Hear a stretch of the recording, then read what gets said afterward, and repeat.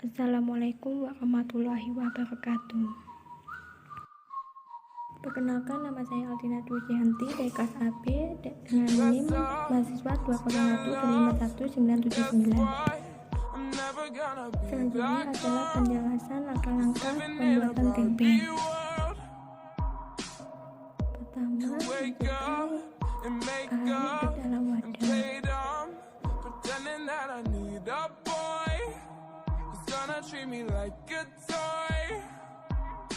I know the other girls wanna wear expensive things with diamond rings, but I don't wanna be the puppet that you're playing on a string. This queen don't need a king. Oh, I don't know what you've been told, but this guy right here's gonna rule the world. Yeah, that is where I'm gonna be, because I wanna be. No, I don't wanna sit still, look pretty.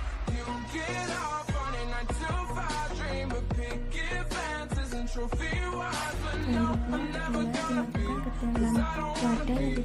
No, I don't wanna sit still, look pretty. Mr. Right could be nice for one night, but then he wanna take control, and I would rather fly solo. The Snow White, she did right in her life, had 7 men to do the chore. Selanjutnya adalah proses pembusukan kedelai. Setelah proses kedelai sudah selesai, maka angkat dan pindahkan ke dalam wadah.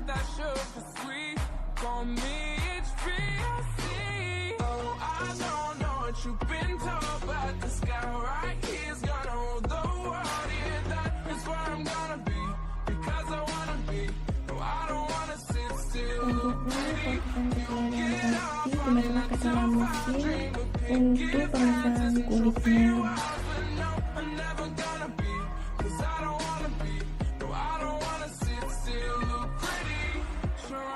Setelah selesai dilakukan pembersihan kulit, kedelai tersebut dipindahkan ke dalam wadah untuk melakukan pendiaman semalam.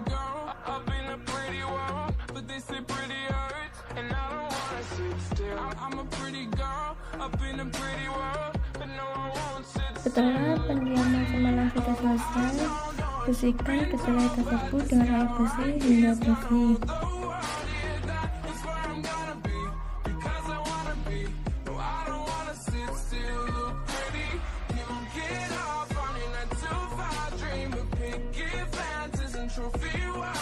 Setelah dilakukan proses pembersihan, pindahkan kedelai ke dalam wadah dan dimasukkan ke dalam wadah lagi untuk proses perebusan kembali agar kedelai tersebut menjadi empuk, dan ditambahkan air ke dalam wadah yang berisi kedelai yang tadi.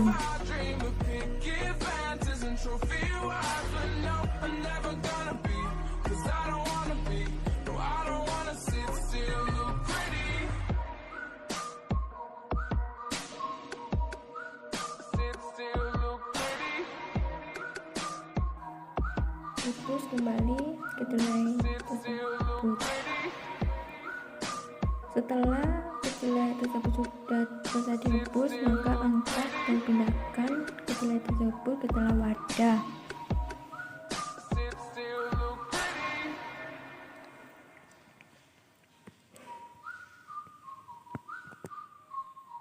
Kemudian kedelai tersebut dituangkan ke dalam tampah bersih untuk pemberian kaki tempe.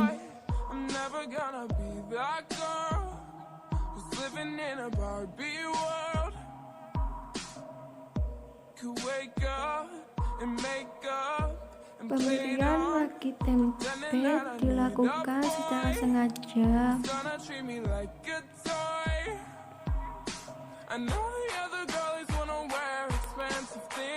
Pemberian tempe dengan cara ditaburkan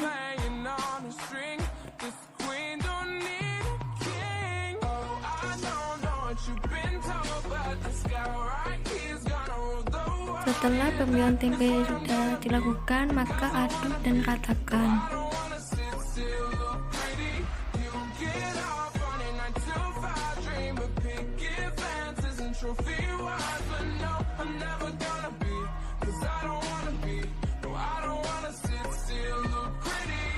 Proses selanjutnya adalah proses pembungkusan dengan bungkus plastik. Then he wanna take control, and I would rather fly so low. Masukkan kedelai ke dalam bungkus plastik sesuai takarannya. Had 7 men to do the choice, 'cause that's not what a lady's Setelah itu plastik dilekatkan agar kedelai tersebut tidak keluar. and I'm like, let me some vanilla, but I'm not that sugar sweet. Selanjutnya kedelai tersebut ditumbuk-tumbuk dan ditusuk-tusuk. Kemudian proses fermentasi selama 1 atau 2 hari dan produk siap dipasarkan.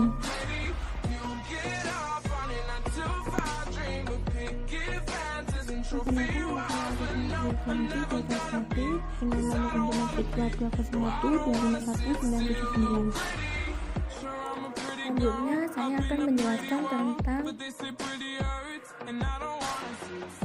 peranan mikroba untuk kesehatan produksi tempe. Poin ketiga, jenis-jenis mikroba yang berperan dalam pembuatan tempe.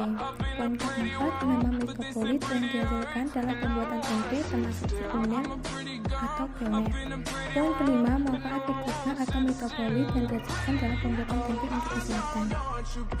Selanjutnya, saya akan membahas tentang poin ketiga, yaitu jenis-jenis mikroba yang berperan dalam pembuatan tempe.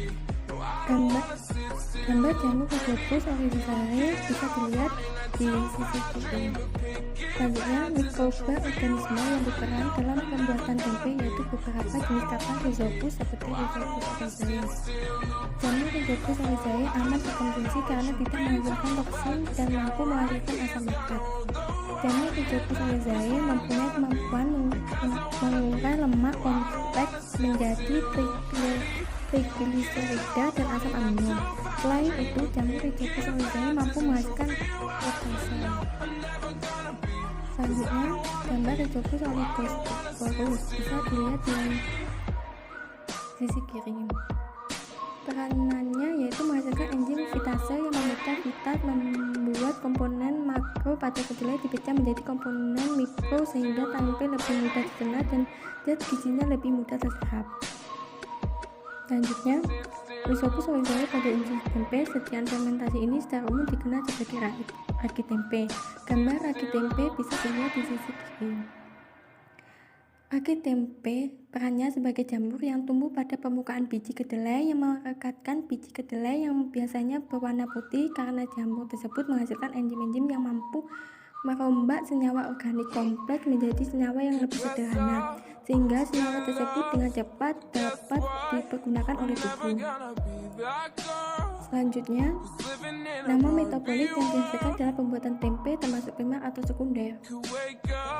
Dalam proses pembuatan tempe, metabolit yang dihasilkan adalah karbohidrat dan protein, maka termasuk dalam metabolit primer. Protein kedelai dengan adanya aktivitas proteolitik kapang akan diuraikan menjadi asam-asam amino atau larut dalam air, sehingga nitrogen pelarutnya akan mengalami peningkatan. Karbohidrat dengan adanya amilase akan diuraikan menjadi glikosa. Glikosa dengan adanya glikolisis akan diuraikan menjadi asam pirufat. Asam pirufat terdapat asetil KOA, PCA, dan energi. Energi digunakan untuk pertumbuhan bakteri.